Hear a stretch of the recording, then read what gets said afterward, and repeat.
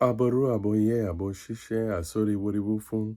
This is Chief Ariago of Oyotunji Village, and giving a response and out into the community as we begin to look at the experience of Oyotunji Village and what it has done positively and the impact it has made on the community. One of the things that Oyotunji Village is very, very known for is being a place where people could go wherever you are at and whoever you are. That is almost like a sovereign place of community where you can have a safe haven by which you can be able to get yourself together. And if you got to Oyotunji Village, people would say that you could go there, and what they basically need is hands. So if you're good with your hands, then you can come and do something, and you can be able to lead. If you were good writing or whatever you could do, whatever your skill was, if you got to Oyotunji Village, you could then be able to add that to the community. And I heard about a man who went to this particular village and was there in the sovereign place of American, and being a place of where you could grow. And so my first experience there in Oyotunji Village was just that, going there to grow. And it was a place where I grew exponentially. And then the experiences that I had there was amazing. And it lent itself for a lot of growth and development throughout my life, as well as it also was an experience that I cherish as I became an adult, and as well as my first trip to Africa. So I was able to experience some of the things that I experienced in Oyotunji Village, but Oyotunji Village was much more difficult than Africa could ever have been. So when people say, "Oh, did you go to Africa?" I say, "Yeah, I went to Africa, but I had gone to Oyotunji first, the Africa in America, and that was a very, very powerful experience." So people are talking about the king and talking about this.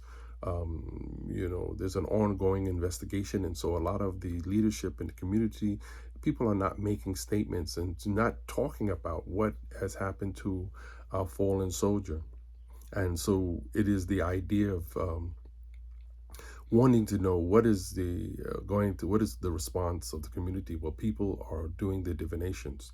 Divination is being performed, and people are wondering, and the investigations are ongoing, spiritually as well as physical. So the physical investigation, where we have the police department, as well as we have the Babalawos and the Yanifas and the Ogboni, are coming together to gather the information and wonder, and what is the response, and how do we move forward as a community. And so when we talk about the kings, or we talk about the anyone in our community who have in a leadership position, and how does one respond to the passing of a leader, and how does one deal with it? Well, it is an assault. It is an assault. An assassination has been placed on our community, and an assassination that has been set into motion. It's a spiritual attack by the Ajagun, and it is one of those things when we begin to look at enemies that are so close. We can never think that enemies are so far away from us, that our enemies are close to us. And so it is that we have to always wonder, how do we deal with enemies? How do we deal with the response of enemies in our community? How do we deal with those which are so close to us, and yet in spite of that can really bring about such a disdain? Remember that anger leads to violence, leads to rage. Rage leads to violence, and violence leads to death. And it's in these type of situations that we begin to wonder. So there's a response. The response is that, well, we haven't made a public discovery of what has been discovered. We are still in the investigative place where people are meeting, and meetings have to go. So we ask that the community, please don't speculate. Don't set the rumors out in the communities, and hearing all the different things that our people are coming up with. The people are uncertain and want to know information, detailed information, which it's really the response of the police, and the idea for the family and for the community, the inner circle of the community, the Ogboni, those who are the chiefs, those who are the ones who have the great thinkers, as what is the response, what is the next place to go. Healing is so very vitally important for the community. At this very point in time, we know that the Akan community is being affected. We know that the Yoruba people, of course, not only in the United States and in America, but throughout the world, we wonder what is the response when we have a soldier, a grateful soldier in our community who has fallen.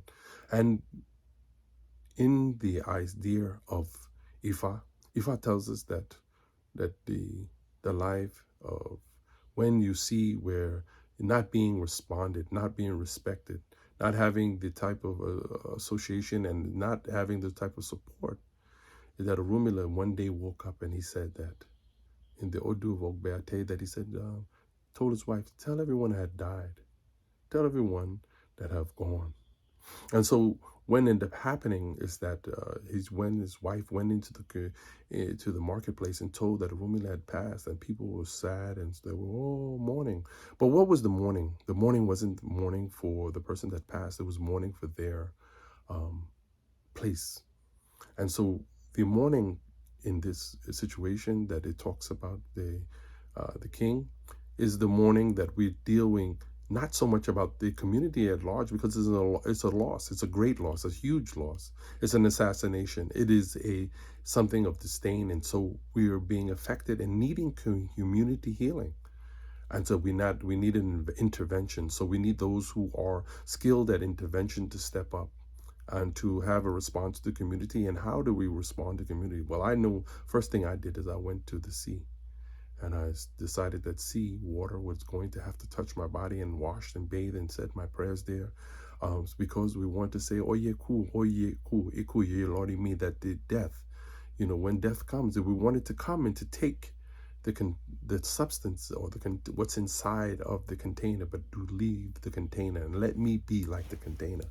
Let me be still here, alive and well.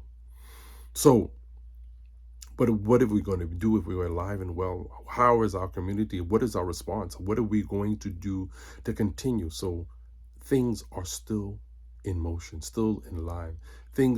One person does not have the right and the ability to do all the work, and while others just sit back and watch and reap the benefits of the work. So it is with that sometimes the ancestors will take someone preemptively, and we have to then look and respond to what is the response. Well, the response is that there's a space, there's a vacancy.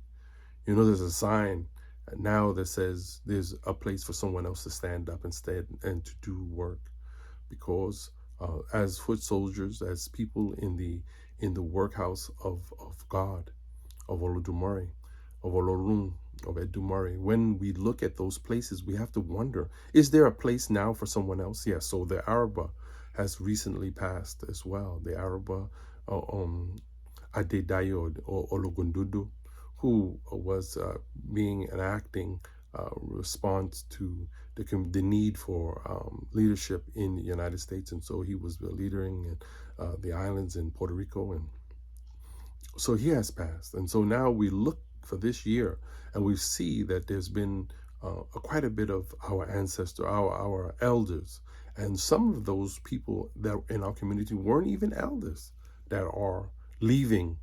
And so what is that doing? That's leaving us empty, leaving a void inside of it. But then also, how do now others come up to stand up and to fill the voids and make their voices heard and be able to show their talents and be able to do what is necessary for us to perpetuate and to go forward?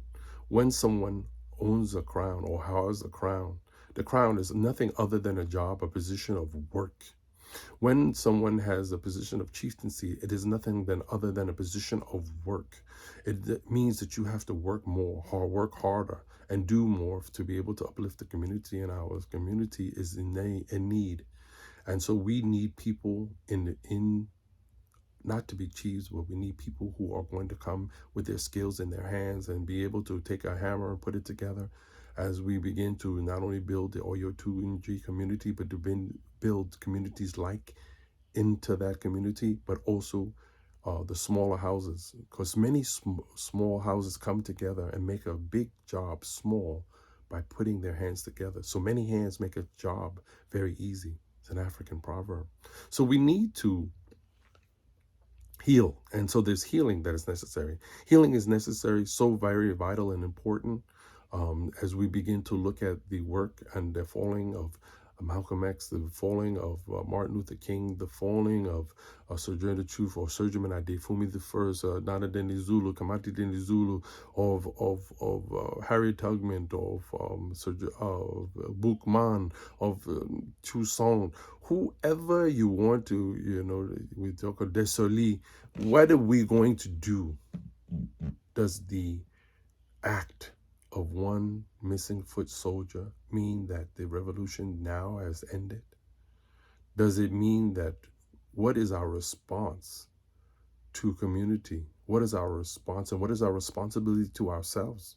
We need to come together for ourselves. So you have to heal yourself. You have to go to your rituals. And so this is the powerfulness of ritual. And ritual comes into play at this point in time when we are at our worst, or when we are in a place where we may not be our best. And we do the rituals. We do the rituals to uplift the spirits, for the ancestors to then give guidance, and the diviners to go into divine, to give leadership and direction. We call upon Ogun to clear the way, or Chosi to show the direction, Eshu to open up the vehicle, by the great communicator and the great messenger. So carry our messages, Eshu. Carry our messages so that the things that we're trying to do will be clear and conformed and concise. Because carrying a message is such a vital, important thing. So now we have a message now has been sent. A message has been sent and is sent throughout the community that we have to wonder how and what we do and what do we think that is important. How do we even value our own personal lives? We have to wonder, is our life worthy of being saved? And whose life is so vital that if it's taken, does the mission stop? The answer is we all have to come and do our part. We need buildership. We need the leaders. We need your dollars. We need your energy, your hands. And if you don't, we need great minds in our community to use and talk about the history and the vitality and the strength of Africans in the diasporas as people who are Americans, who are nationals, who are the ones who are born and bred in this community, this society, this world here. What are you going to do? And so now the response goes into the Caribbean, Jamaica. We look at Trinidad and Tobago. We're looking at the people down in the Bahamas, in Haiti, in Puerto Rico, Cuba. All are getting this news, and it is tragic. And so when we talk about the tragedy, or we talk about something which is a tragedy, how do we respond? How do we get up and make our good work? Put our hands together and grab a hold of the mantelpiece. There's a horse, a wild horse that is out, and how do we rein that horse in? And how do we mount the horse and get up on the horse and ride it? And that riding that horse, that wild mantelpiece of really existence, is a metaphor for how do we get upon a job that needs to be done. The horse needs to be broken. How do we break the horse? How do we break it and ride it so that we can go into the future? Africans, come together, unite. The Lukumi community, I offer you a response that you need to come together and to join accord with those who are in the Sheshe community and those who are in Oyotunji community and the world at large, Africans in ATR and African traditional religion, and whatever the religion may be. May you be worshiping the Fulta, the Meninkisi, the Kisi, Inkisis, the Abosun, the Netara, the Gru. You are in the community in which you are looking at the ancient community of the Kemet, whatever it is. This affects you, and it is time for us to continue to work on developmental experiences which we all can have and which we all can grow and develop our own personal communities. And remember that all of us are separated, but we all are one under the umbrella of human beings. And so human beings have hurt and pain right now.